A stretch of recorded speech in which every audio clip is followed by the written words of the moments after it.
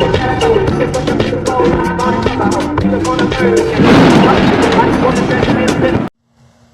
Friends, welcome to my channel. और आज हम लोग पढ़ने वाले हैं गैसीय नियम के बारे में।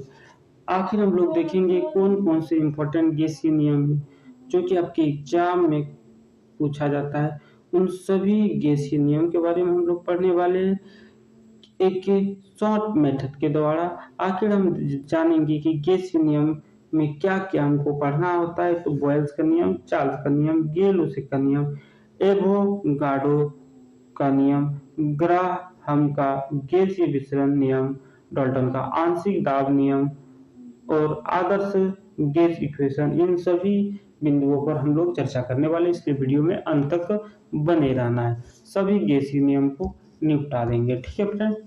तो गैसीय नियम, गैसियस लॉ, पहले हम लोग देखेंगे गैसों के भौतिक गुणों पर कई शताब्दियों तक किए गए शोधों के परिणाम स्वरूप इसके व्यवहार में कुछ नियम स्थापित हुए। ठीक है, शोध किया तो नियम आया, उसी नियम को बारे में हम लोग शोध मतलब रिसर्च किया।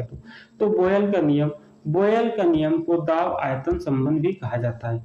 मतलब बोयल का नियम का एक अन्य नाम है दाब और आयतन में क्या रिलेशन है, उसी को बोला जाता है दाब आयतन संबंध। बोयल के नियम को दाब आयतन संबंध भी कहा जाता है। स्थिर ताप पर गैस की निश्चित मात्रा का दाब उसके आयतन के व्युत्क्रमानुपाती होता है। मतलब यहाँ जो होगा टेम्परेचर जो होगा फ्रेंड स्थिर होगा। टेम्परेचर क्या होगा? स्थिर होगा, कांस्टेंट होगा टेम्परेचर। तो दाब जो होगा आयतन के व्युत्क्रमानुपाती होते हैं। मतलब आयतन के व्युत्क्रमानुपाती मतलब इनवर्सली प्रोपोर्शनल होगा। प्रेशर जो होगा फ्रेंड इनवर्सली प्रोपोर्शनल होगा वॉल्यूम का। इसका मतलब होता है जैसे जैसे हम लोग प्रेशर लगाएंगे वैसे वैसे वॉल्यूम घट जाएगा। जैसे कि एक हम ग्लास ले लिए, यहाँ पर ये रहा एक ग्लास, ठीक है, ये रहा एक ग्लास और यहाँ तक मान लेते हैं गैस है और यहाँ से एक कॉर्क लगा देते हैं रबर का और ऊपर से जैसे हम लगा दिए प्रेशर, ये जो वॉल्यूम होगा फ्रेंड घट जाएगा। बताओ घटेगा कि नहीं? ये जो वॉल्यूम होगा यहाँ आ जाएगा। इसको जैसे ही हम लोग दाबेंगे, प्रेशर लगा देंगे, उसका वॉल्यूम घट जाएगा। तो यही बताया है बोयल का नियम में। अगर हम प्रेशर को बढ़ा देंगे तो वॉल्यूम क्या होगा? घट जाएगा। प्रेशर बढ़ाने पर वॉल्यूम घट जाता है, इसे ही बोयल का नियम कहा जाता है। ठीक है, तो यहाँ हम लोग देखिए P inversely proportional to 1/v। ठीक है फ्रेंड, इसको जब हटाएंगे तो एक नियतांक आएगा। देखो यहाँ के एक नियतांक आ गया। इसको हटाने पर नियतांक आता है समानुपातिक स्थिरांक कहा जाता है। इसके बाद इसको सॉल्व करेंगे तो ये जो v होगा इधर आ जाएगा। मतलब v2 इधर आ जाएगा, बचेगा k इंटू 1, तो k बचेगा, pv बराबर k। ठीक है, यहाँ भी देखो कि प्रेशर और वॉल्यूम को गुना करने पर नियत आ रहा है स्थिरांक आ रहा है। मतलब प्रेशर और वॉल्यूम को गुना करेंगे, मतलब दाब और आयतन को गुना करने पर नियत प्राप्त होता है। ठीक है, वही यहाँ पर लिखा है। ठीक है, वही यहाँ पर लिखा है। उपयुक्त समीकरण से स्थिर ताप पर गैस की निश्चित मात्रा का आयतन तथा दाब का गुणनफल स्थिर होता है। ठीक है, मतलब दाब और आयतन का गुणनफल जो होगा स्थिर होगा। P इंटू V बराबर अस्थिर, मतलब K स्थिर। ठीक है फ्रेंड, ये समझ गया होगा। आगे की ओर हम लोग देखेंगे और आगे में क्या इंपॉर्टेंट चीज है उसके बारे में हम बताने वाले फ्रेंड।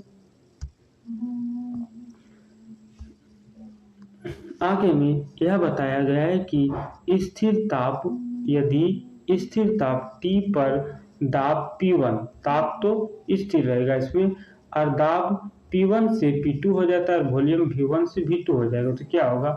मतलब ये जो होगा P1 P और V हम लोग पढ़ रहे थे, अब क्या होगा? P से एक तो P1 हो जाएगा, होगा कि नहीं? P1 V1 बराबर हो जाएगा P2 P2 V2, ठीक है, V2 बराबर कांस्टेंट यही बताया गया है यहाँ। P1 V1 P2 V2 बराबर स्थिरांक। चार्ल्स का नियम के बारे में हम लोग पढ़ेंगे। चार्ल्स का नियम को ताप आयतन संबंध भी कहा जाता है, ठीक है। ताप और आयतन में क्या संबंध है, यह हमें चार्ल्स के नियम के द्वारा प्राप्त होता है। Charles law of temperature volume relation. स्थिर दाब, अब जो होगा यहाँ प्रेशर कांस्टेंट में होगा, प्रेशर कांस्टेंट में होगा, यहाँ जो कांस्टेंट होगा फ्रेंड प्रेशर, ठीक है। हाँ, स्थिर ताप पर एक गैस की निश्चित मात्रा का आयतन उसके परम ताप के समानुपाती होता है। मतलब भी जो होगा फ्रेंड वह समानुपाती होगा टेम्परेचर का। जैसे जैसे हम लोग टेम्परेचर बढ़ाएंगे उसका वॉल्यूम भी क्या होगा, बढ़ जाएगा, ठीक है। टेम्परेचर बढ़ाने पर वॉल्यूम बढ़ जाता है। इसका मुख्य कारण है कण जो होगा फ्रेंड, कण दूर दूर हो जाएगा जिसके कारण वॉल्यूम भी बढ़ जाता है, ठीक है। कण दूर दूर होने के कारण वॉल्यूम भी बढ़ जाता है।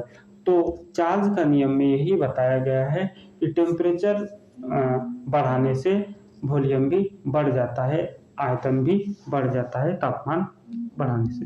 तो यहाँ जैसे ही हम लोग भी डायरेक्टली प्रोपोर्शनल टू टी लिखे, इसको हटाएंगे इसको, तो एक नियतांक आता है जिसको के बोला जाता है, के, ठीक है फ्रेंड, के यहाँ लिख दिए के। तो V बट्टा टी बराबर के, V बट्टा टी बराबर के, ये लिख दिए के यहाँ पर के, ठीक है। के बराबर नियत, वही जो लिखा V बाई टी बराबर नियतांक। यदि स्थिर ताप पर परम ताप T1 पर किसी गैस का आयतन V1 हो तथा परम ताप T2 आयतन हो, तो क्या करना है, V1 by T1 by V2 by T2 बराबर स्थिरांक। मतलब यही अगर इसको हम लिखते तो क्या लिखते friend, V1 by T1 V1 by T1 बराबर हो जाएगा V2 by T2 by T2 बराबर कांस्टेंट ये लिख सकते थे, ठीक है। आगे की तो हम लोग बढ़ेंगे और आगे में देखेंगे गे-लुसाक का नियम के बारे में, ठीक है। गे-लुसाक के नियम के बारे में आखिर इससे संबंधित क्या क्या इंपॉर्टेंट पॉइंट है। गे-लुसाक का नियम, इसे दाब और ताप संबंध भी कहा जाता है। मतलब दाब और ताप में क्या रिलेशन है उसके बारे में बताने वाले को हम लोग कहते हैं गे-लुसाक का नियम। स्थिर आयतन जो होगा कांस्टेंट होगा। आयतन यहाँ पर क्या होगा, वॉल्यूम कांस्टेंट हो रहा है, याद रखना है। ये जो होगा वॉल्यूम कांस्टेंट, किसी निश्चित मात्रा वाले गैस का ताप उसके ताप के परम समानुपाती होगा। मतलब प्रेशर जो होगा टेम्परेचर के समानुपाती होगा। टेम्परेचर बढ़ाने पर प्रेशर भी क्या होगा, बढ़ जाता है। टेम्परेचर जैसे जैसे बढ़ाएंगे उसका प्रेशर भी बढ़ जाता है। मतलब अगर चावल बनाया जाता है तो चावल को अगर देखा जाए इस टाइप के कंटेनर में, तो जैसे जैसे यहाँ हीट देंगे उसका जो ढक्कन होगा वो ऊपर की ओर मूव करने लगता है। मतलब यहाँ हम टेम्परेचर दिए, जैसे टेम्परेचर बढ़ा प्रेशर बढ़ने लगा, इसी के कारण ढक्कन जो होगा ऊपर की ओर चले जाते हैं, ठीक है। क्योंकि यहाँ जो होगा ये टेम्परेचर देने पर कण क्या होगा, दूर दूर हो जाता है, मूवमेंट करने लगता है। ये बात ध्यान में रखना चाहिए। तो यहाँ हम लोग P directly proportional to T पढ़े, P directly proportional to T friend. तो ये जो है आएगा हटेगा तो एक K आता है, क्या आएगा, K। ये जो हटने के बाद एक K आता है, KT। तो P बाई T बराबर K, P बाई T बराबर, ये नीचे आ जाएगा इंटू वाला आएगा कि नहीं, बराबर K, ठीक है। इसी को बोला गया है गे-लुसाक का नियम, ठीक है, इस इक्वेशन को। उसके बाद देखेंगे एवोगाड्रो नियम आयतन मात्रा संबंध। मतलब आयतन और मात्रा क्वांटिटी में क्या रिलेशन है उसके बारे में बताता है। ताप और दाब की समान परिस्थितियों में समान आयतन वाले गैसों में समान संख्या में अणु होते हैं। मतलब वॉल्यूम जो होगा इसमें डायरेक्टली प्रोपोर्शनल होगा n का। n क्या है? नंबर ऑफ गैस इन मोल। मतलब जहां n गैसों के मोलों की संख्या है, गैसों की मोलों की संख्या, वॉल्यूम बढ़ाने पर गैसों की मोलों की संख्या भी बढ़ती है। ठीक है, उसी प्रकार यहाँ हटाने पर क्या आएगा? v बाय एन नीचे आएगा बराबर स्थिरांक। इसके क्या इंपॉर्टेंट पॉइंट है, उन पॉइंटों के बारे में हम लोग यहाँ देखेंगे जो आपके एग्जाम की दृष्टि से महत्वपूर्ण है। ठीक है फ्रेंड, बहुत बढ़िया।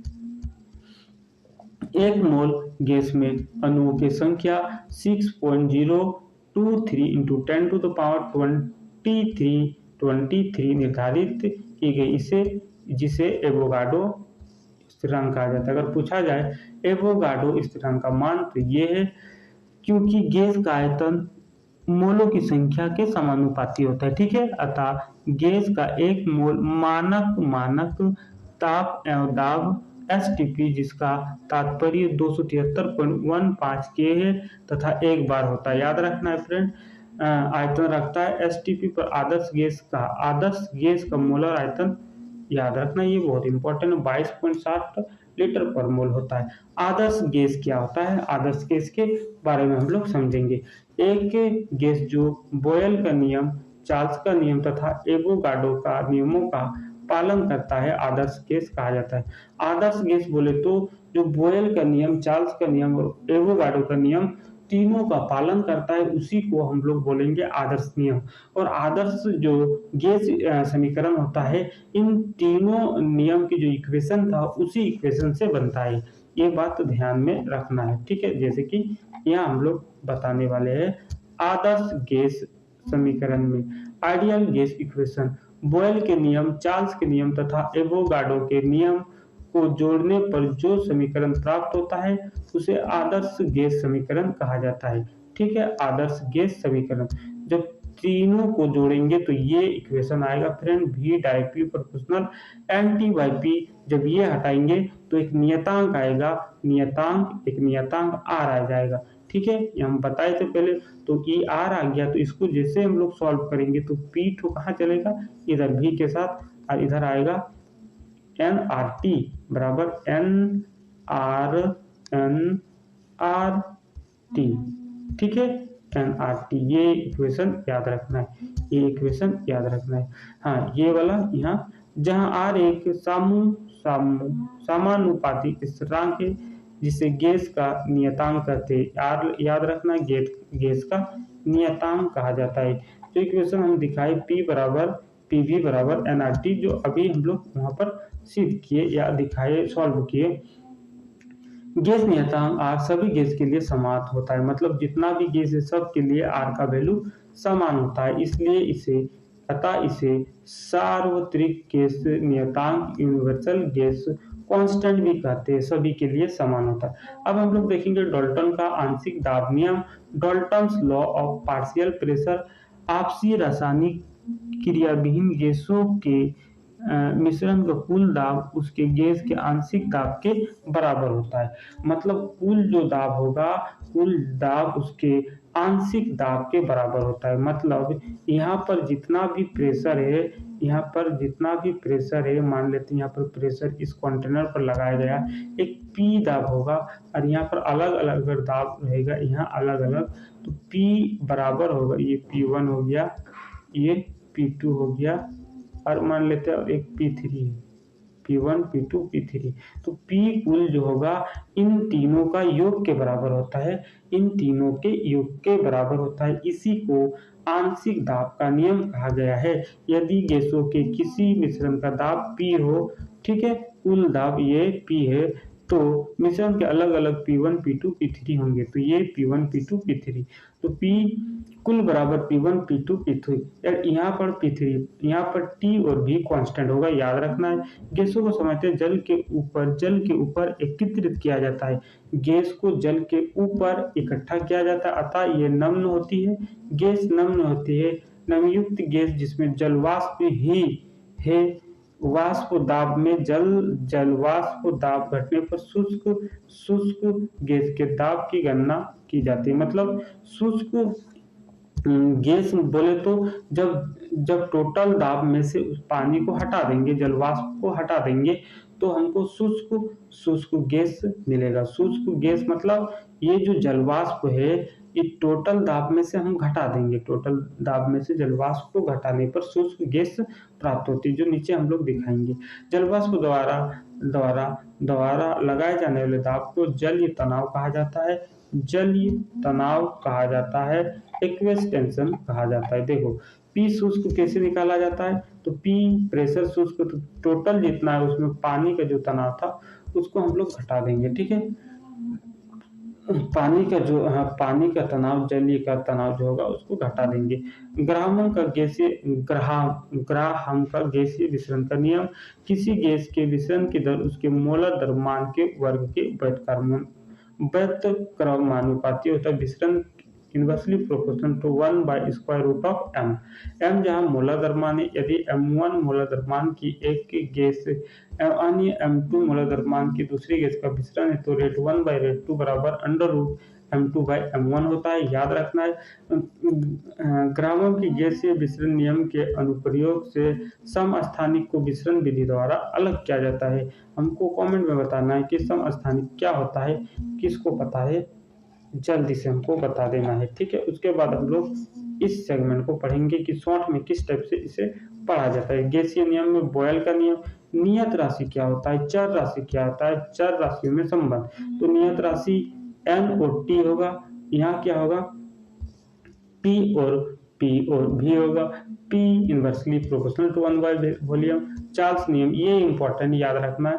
v directly proportional to temperature, मतलब वॉल्यूम जो होगा टेम्परेचर का समानुपाती होता है। गेलुसा प्रेशर और टेम्परेचर का समानुपाती होता है। एवोगाड्रो जो होगा v directly proportional to n। तो आज हम लोग सभी गैसीय नियम के बारे में सीखे और जाने। अगर वीडियो अच्छा लगा तो वीडियो को लाइक करना है, अपने दोस्तों को शेयर करना है, और नए है तो चैनल को सब्सक्राइब कर लेना है, ताकि इस टाइप का वीडियो हमेशा ही इस चैनल में मिलता ही रहेगा। Thank you for watching my video.